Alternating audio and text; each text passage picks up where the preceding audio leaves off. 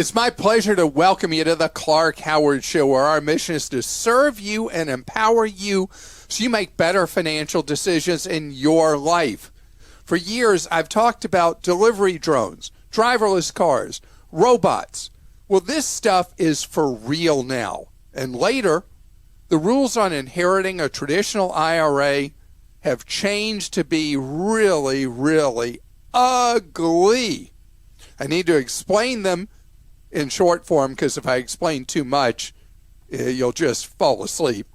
Just to let you know, a better way for you to have money that's hanging around that maybe loved ones will inherit someday. So Walmart just announced that their experiment with drone delivery has not fallen on its face.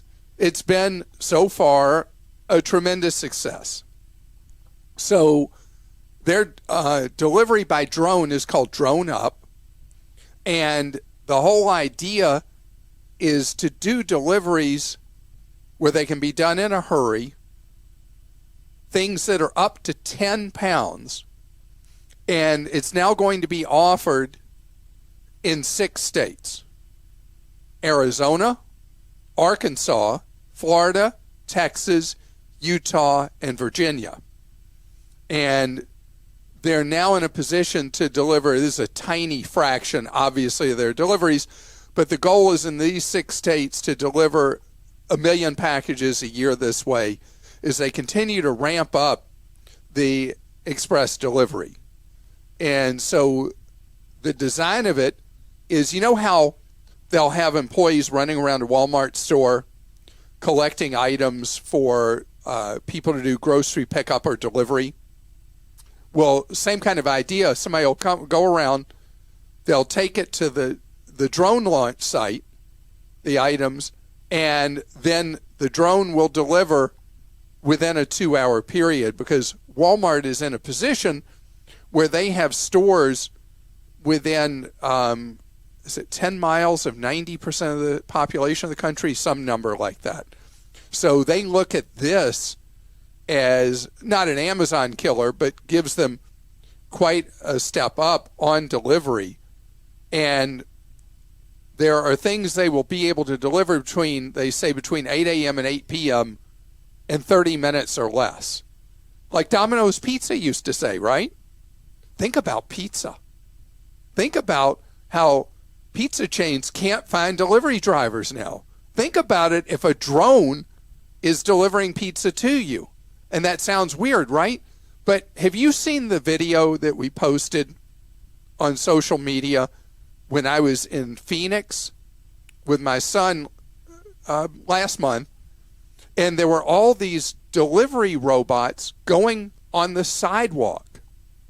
And the delivery thingies, the little robots, would just figure out where they were going. And I remember one of them was coming towards me, and it knew exactly what to do to not get stepped on by me and to not run into me. I mean, these things are getting more and more clever.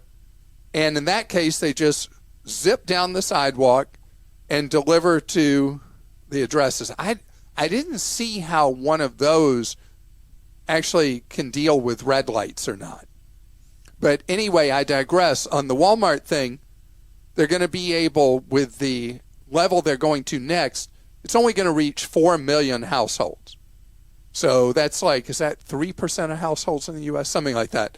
But it obviously shows this is where delivery is headed, because people want the reliability and they want crazy speed. A lot of times we think we need more speed than we do.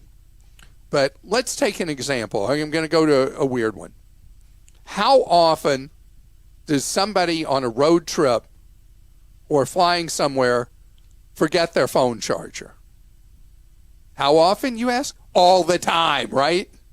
Well, imagine you have gone somewhere, you're checked into a hotel, you're like, okay, time to charge my phone, and you go look in your backpack or whatever, and there's no charger there. Been there, experienced it. So then what do I have to do right now? I have to go get in a car, go to some store, hope somebody's open, buy a charger, and charge the phone. That's pretty lame, isn't it?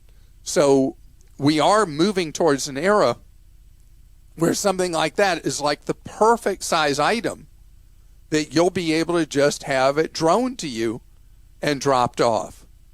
As for cars, on the same trip to Phoenix, what did I see running around? Waymo cars all over the place.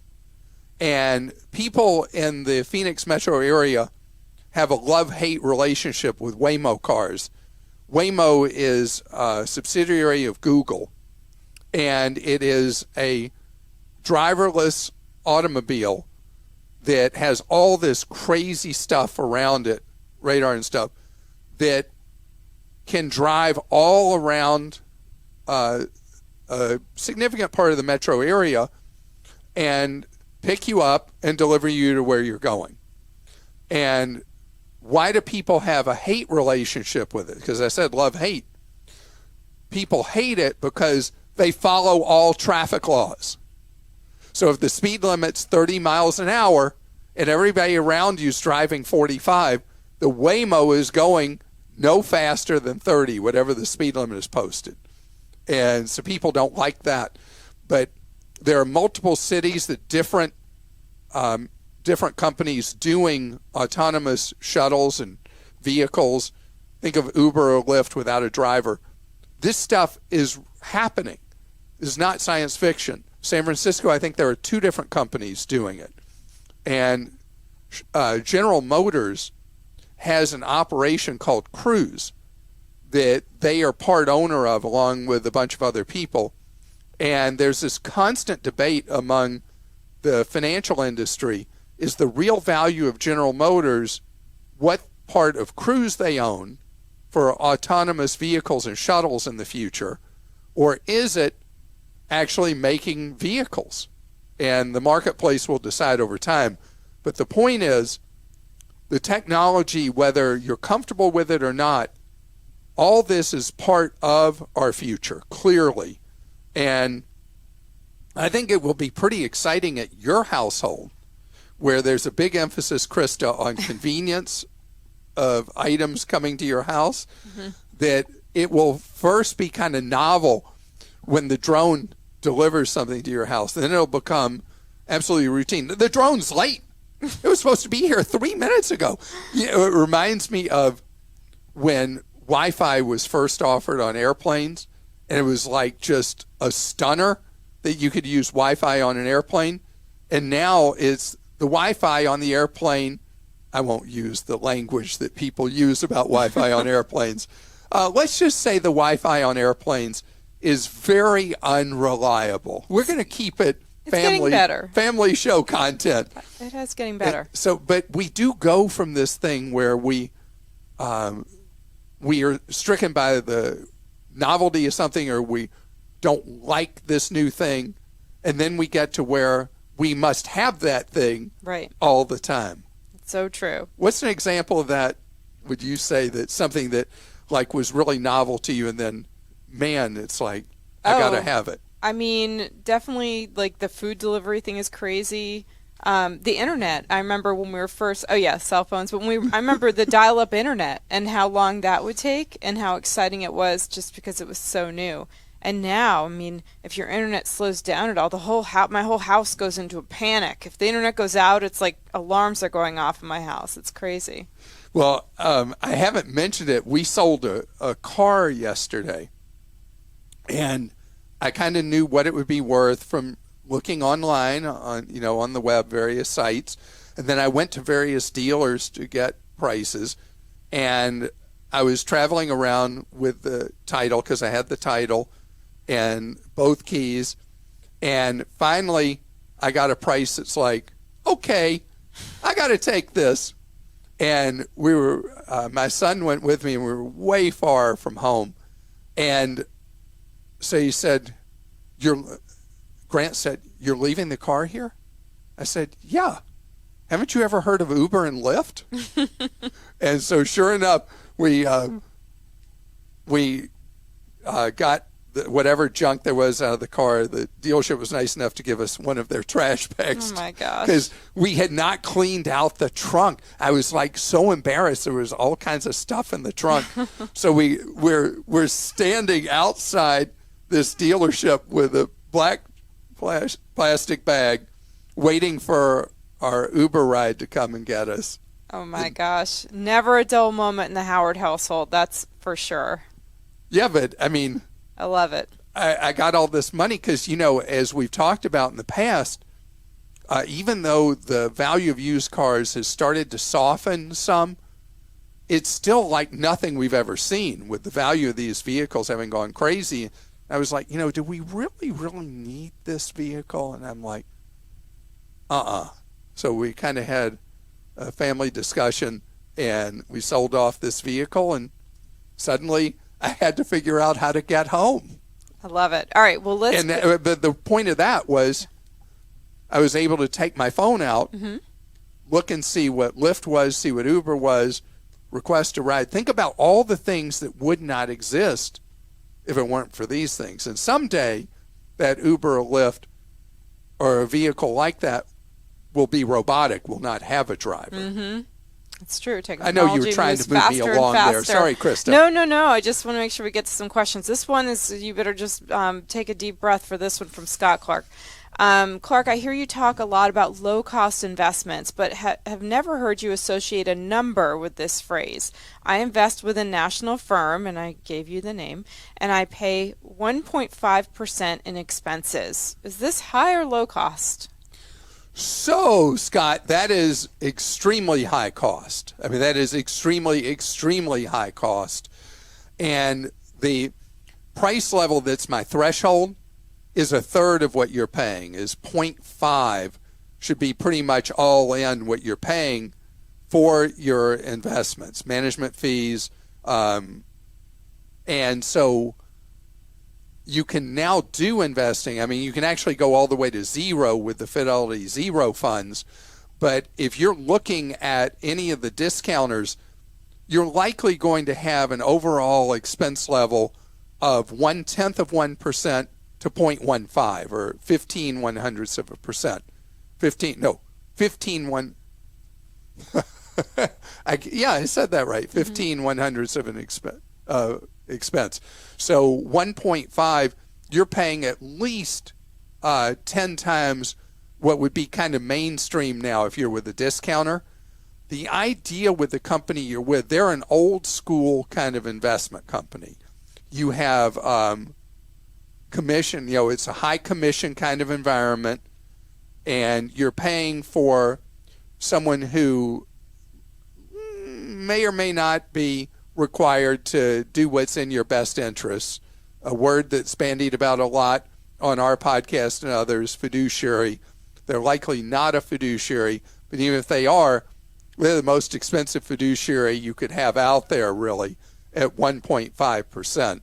So, yeah, that is not low-cost investing. Go look at our guide to low-cost investing, and you'll see the difference being with a much cheaper company. Even if you want a lot of hand-holding, you can get that much, much, much cheaper than what you're paying right now, and that would put you more in the range of no more than 0.5 of 1 or half of 1%, 1/3 of what you're paying all in right now. And kind of in conjunction with that, this is from Anonymous in Washington. It seems that all financial advisor companies claim they're fiduciaries, so I don't trust that claim. One example who targets military families is First Command. They say they're a fiduciary, but they push life insurance first, not term, and I believe their mutual funds have high fees. I'm just assuming that. Since their target is military families and we've been contacted, please advise if I'm missing something. So First Command was a big thorn in my side a generation ago, and I attacked them routinely because they were engaged in unbelievably dishonest and unethical practices. They were ripping off members of the military to the nth degree. I don't hear those complaints about First Command today like I did before, but they are a very expensive organization to invest in. Kind of like we were talking about before, but probably more expensive even than the question we had before from Scott. So this is something that military personnel could do much better than. Number one, I find repeatedly that military personnel who invest with First Command are missing the opportunity that's available just by putting more money in the TSP, the Thrift Savings Plan, that's available to you as a military person or also civilian employees of the federal government that have the lowest investment expenses of any choice out there in the marketplace anywhere. It's very, very rare that military personnel are using the TSP to the max.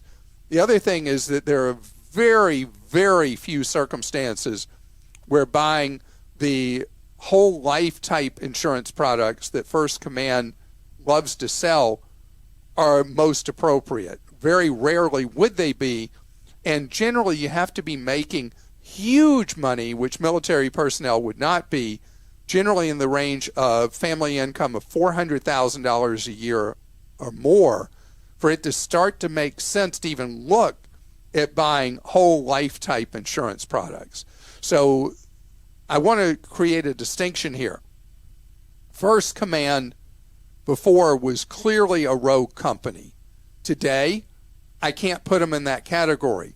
But are they an efficient place for military personnel to put their money and invest? Absolutely not. Coming up next, I want to talk about one of my favorite ways for you to save money for your future.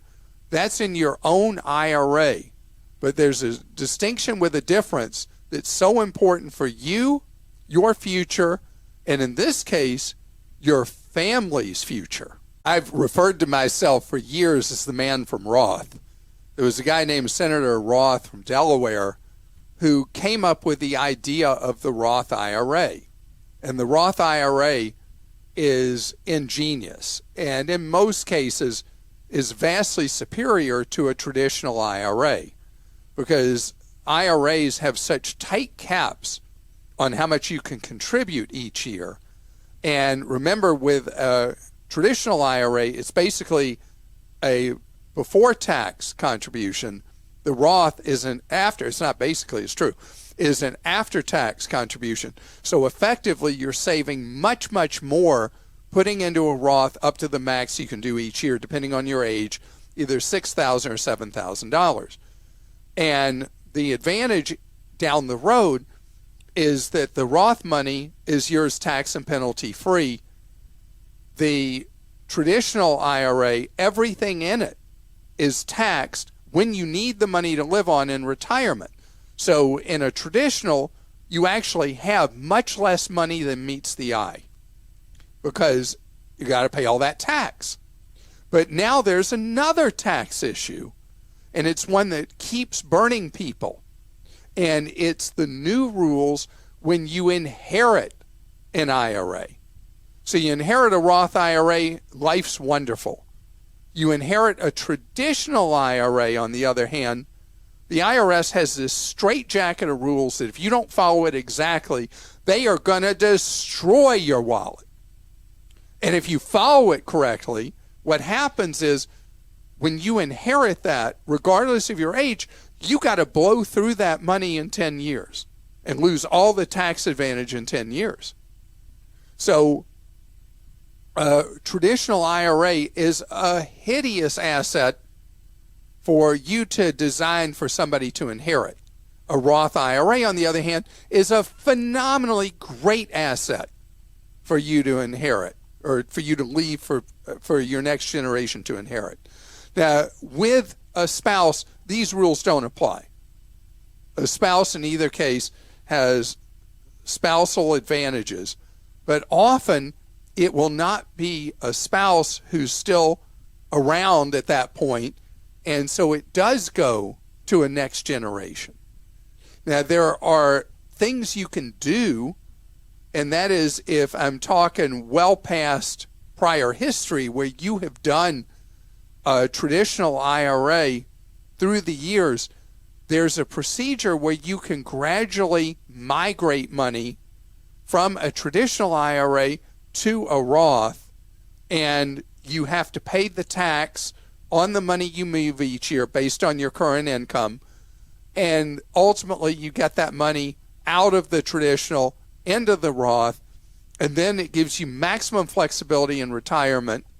And not only that, you have something that's a great asset potentially to inherit if you don't need all the money. But wait, there's another bonus attraction that makes a Roth so much better than a traditional. So accountants can talk about this all day long. If you're past 65, you're receiving Social Security, whatever else, having traditional IRA money coming into your life can cause all kinds of tax issues with other things, and specifically cause burdens for you in receiving your Social Security with additional tax. On the other hand, if the money's Roth, that problem doesn't exist. So, I mean, I can just start adding to the list in so many different layers, so many different ways. The Roth is just an unbelievably superior vehicle. Thank you, Senator Roth. The Roth IRA is so much better than a traditional IRA. Employer environment. We're at a point now that I guess it's around 2/3 of employees of companies with 401ks, somewhere around that number, now have access to a choice of doing a traditional 401k or doing a Roth 401k. Unless you are a high-level executive at a company making huge money, normally you're going to be better off doing the Roth 401k. Because the Roth 401k, particularly if there's an employer match, you're still going to have both kinds of money, because the employer match is treated as pre-tax money that will ultimately be taxed in retirement. So you have that pile of money, and then you've got your Roth 401k money that grows tax-free and is spent tax-free. So tax rates, I know this is weird, doesn't seem possible.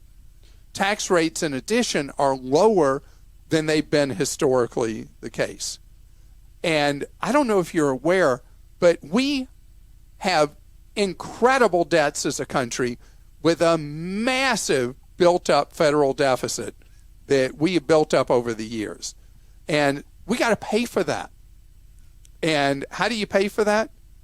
You cut spending, or you raise taxes, or more likely, the way we do things in America, we muddle through and we do both. And so tax rates today, going into Roth versions of the IRA or the 401k or the Roth TSP, whatever, it's a more favorable time to do it than it's likely to be in the future as well. So, Christa, don't you think I should have come up with the idea for the Roth? Yes, I'm thinking like you need to change your middle name to Roth in tribute. You think so? Dump Brian and change? Yeah. Okay. Okay, I've got a couple of questions here. This is from David in Virginia. I once read that if you put aside $30 a month in a mutual fund for 40 years and become a millionaire based on a 15% return per year, that you will become a millionaire. Is this true? And if so, by that rationale, would $60 do it in 20 years? So this is the crazy stuff with math. No. I mean, go run a financial calculator yourself. There's a really good app for Android and iPhone. I think it's available on both, called Financial Calculators, but there's lots of these. You will be stunned what happens. The time that the money has to grow that you put in makes putting $30 a month in for 40 years generate much, much more money, even as much as like 10 times as much as doing $60 over 20 years. It is a freaky, almost like Freakonomics level kind of thing, how the number of years, and this is why I always talk about if a kid at his or her first job as a teenager can get involved in a Roth IRA, how much more money they'll have down the road by starting at 15, 16, 17, instead of like most people do, starting at age 30. The calculations about how much money you end up with starting earlier rather than later will blow your mind. One thing, David, about your question, though, we're not going to see 15% returns. The reason is we've been in an era that stocks have been valued much higher versus a company's earnings than historically. And so there's this economic principle called reversion to mean.